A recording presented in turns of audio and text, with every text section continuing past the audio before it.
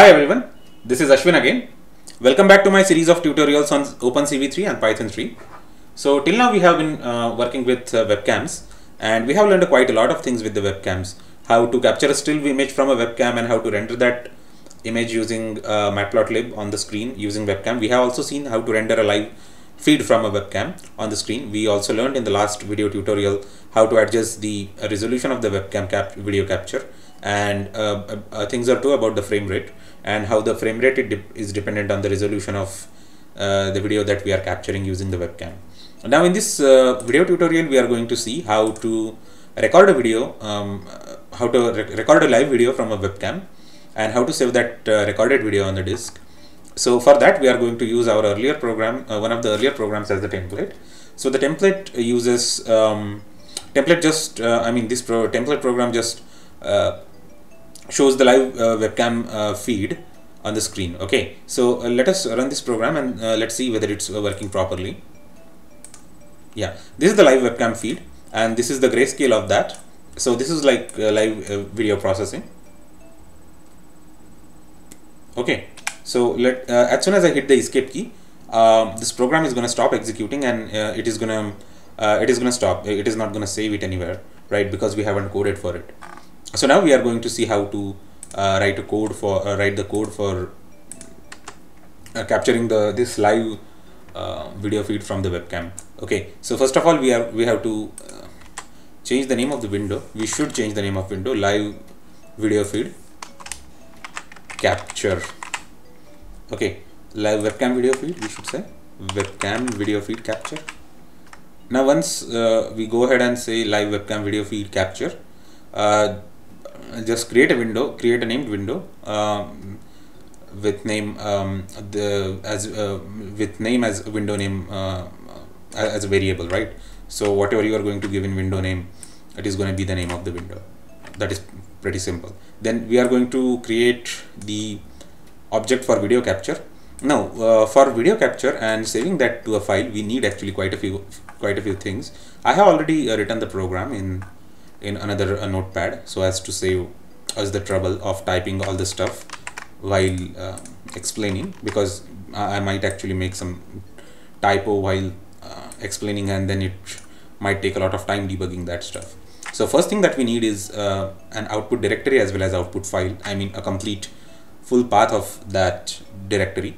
So I'm going to save it here, d: on my computer, YouTube code, Python OpenCV3, Python OpenCV3 and output. Okay, so as you can see there is a single image in that, and that happens to be output of an earlier program where we are converting a BGR image into a grayscale image using OpenCV3. So if you haven't seen that thing, you can just like refer to one of my earlier tutorials and you will be able to see the program for it.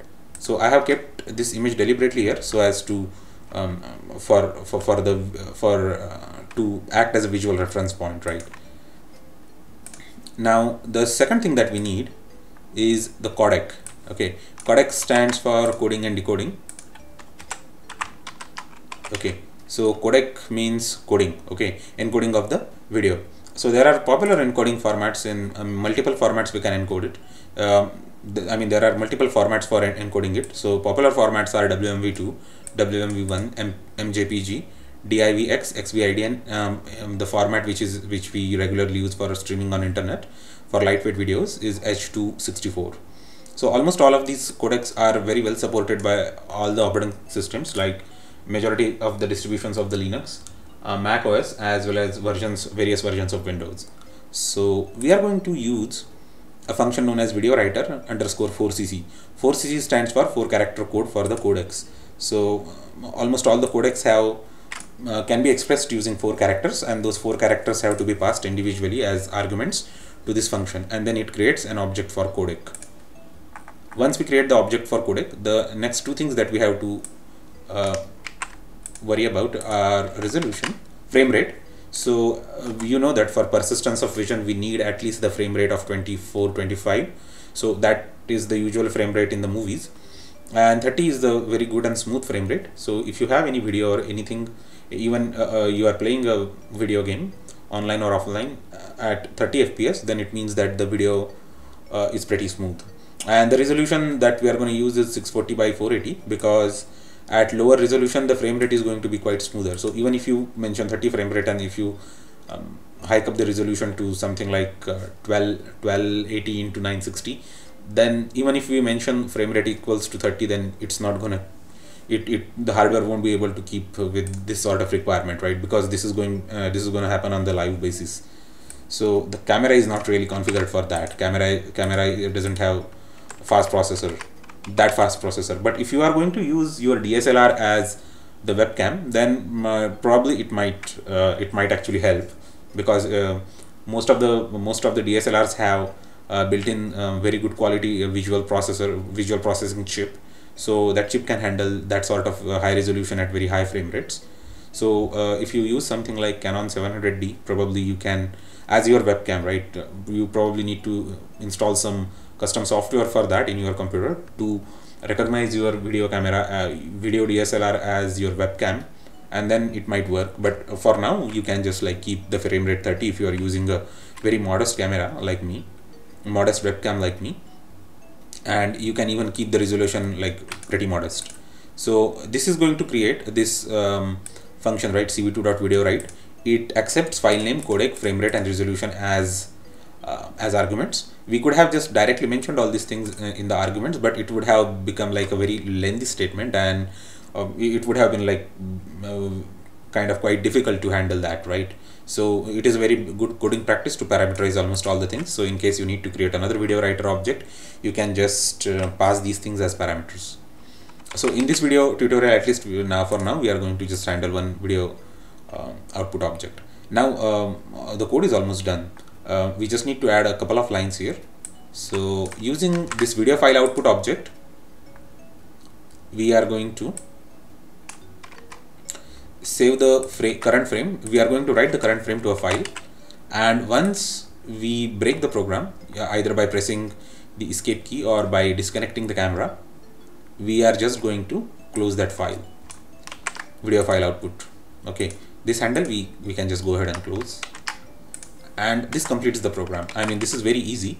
You just need to create a video writer object and just need to pass the appropriate parameters. We need to use a video file output dot write, I mean that object dot write, and we need to pass the current frame as an argument in order for that function to be able to write it into the file on the disk, and then we need to close that file when we exit the program. That is it. It is pretty much simple, and let us execute this program. Let's clear the console first, so in case there is any error, we will be able to see it. So let me take you to the through the tour of the directory, output directory. So as of now, there is only one image that we are going to use as a visual reference point in the directory, and let's execute this code. Okay, so this is me, this is my hand, talk to my hand, and I have already recorded the video. Now we can just play it using one of the players here on Windows. So there are a couple of video playing apps available. One is Movies and TV. Another one is VLC Media Player. This is one of the popular apps which is available on Windows, Linux or Mac OS. And finally, there is something known as Windows Media Player, right? So once the Windows Media, once you play the video using all the three apps, it means that the file is very well saved, and it is compatible with most of the modern media players. You can just try to open this file on some other platform. Even on your mobile, this file is going to play, because the extension that we are going to that we are using here is .avi. AVI stands for audio video something. I don't remember actually what it stands for, but this is pretty much commonly used file formats across all the platforms, and most of the video playing utilities will support this format, as well as XVID or this MJPG or WMV2 codec. So let's try this WMV2 codec, WMV2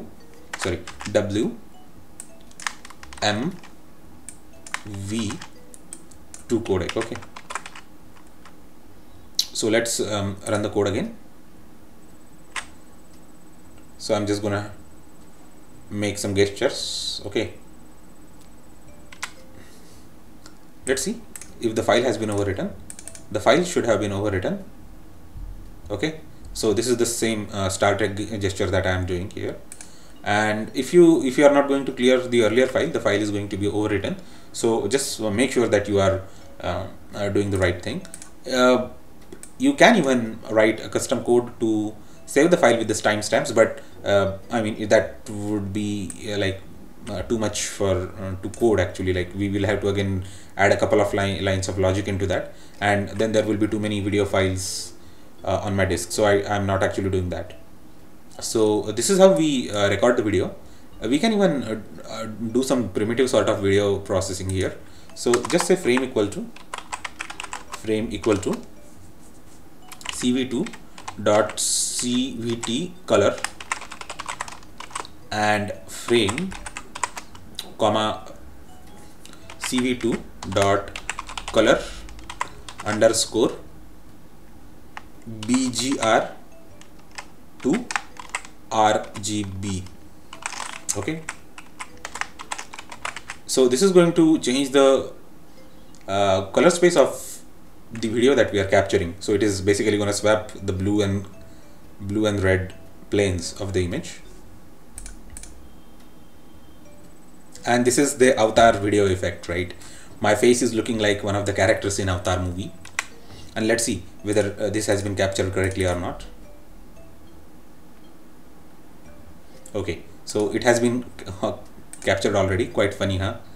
And we will even try HSV video format, and let's see.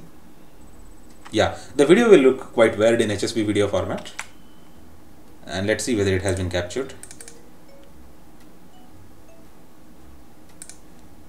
So this is a simple method how we can record the video, and we can even record the processed video. So further on, we are going to have a lot of exercises for video processing the live video. So in case you want to record the video, you can just reuse this code here in this tutorial. In case you are wondering where you can find the code, you can find it in the description of this video tutorial. I have the habit of uploading all the code to a GitHub repository on daily basis, so you can just go ahead and follow me on GitHub too. Thanks a lot for watching my video.